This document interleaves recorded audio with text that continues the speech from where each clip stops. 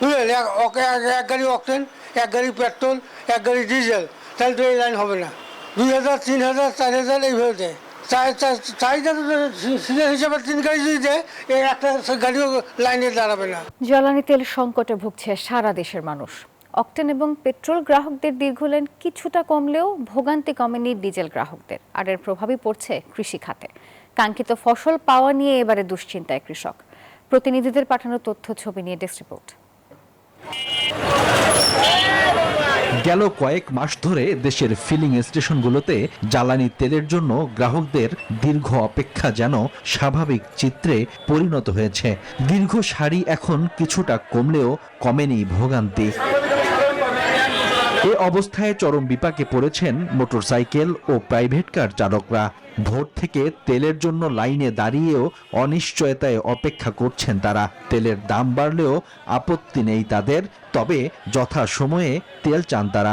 আমাদের সবচেয়ে বড় দুঃখটা হচ্ছে আজকে সব কাজ সেরে এসে তেলের জন্য আসে লাইনে দাঁড়িয়ে থাকতে হয়। তেলের দাম বাড়ার পরও একটা ফিক্সড টাইমে দিলে আমাদের জন্য বেটার হতো। এই যে 5:30 আসছি, কখন তেল পাবো না পাবো এখনো কোনো গ্যারান্টি নাই। পাম্প মালিকরা বলছেন চাহিদা মতো ডিপো থেকে তেল পাচ্ছেন না তারা। সরকার যদি আমাকে 3 গাড়ি তেল দেয়, বুঝলেন, এক গাড়ি অকটেন, এক গাড়ি পেট্রোল, এক গাড়ি ডিজেল, তাহলে তো এই লাইন হবে না।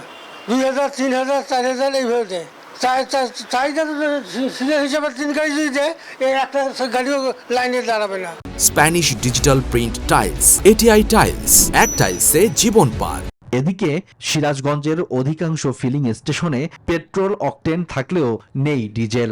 এতে চরম দুর্ভোগে পড়েছেন পণ্য ও যাত্রীবাহী যানবাহন চালক এবং কৃষকরা। একদিন পর পর দেয়, তাও 20 লিটার, 25 লিটার, 15 লিটার এরকম। 3 দিন হলো সিরিয়াল দিয়ে তেল পাই না। তেল সংকট কবে মুক্ত হবো আমরা? কালকে 10টা থেকে বসে আছি, আর আমরা যাবো সিলেটে। কালকে তেল দেয় না, এখন আজকে দুপুরে আসবো, তারপরে তেল দিব বলছে।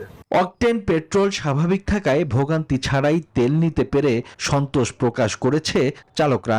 পর্যাপ্ত জ্বালানি পেলে চাহিদা মেটানো সম্ভব হবে বলছে পাম্প কর্তৃপক্ষ ও প্রশাসন। আজকে যদি ডিজেল আসে তাহলে আমরা সবাইকে ঠিক মতন ডিজেল দিতে পারবো। গতকাল আপনার অকটেন শেষ হয়ে গেছে, অকটেনটা বন্ধ আছে, অকটেন কাউকে দিতে পারছি না। বাঘাবাড়ী অয়েল ডিপো থেকে রাজশাহী, রংপুর, ময়মনসিংহ ও ঢাকা বিভাগের petrol pump, agent dealer, packed dealer ও শিল্প কারখানায় তেল সরবরাহ করা হচ্ছে। Desk report, news 24।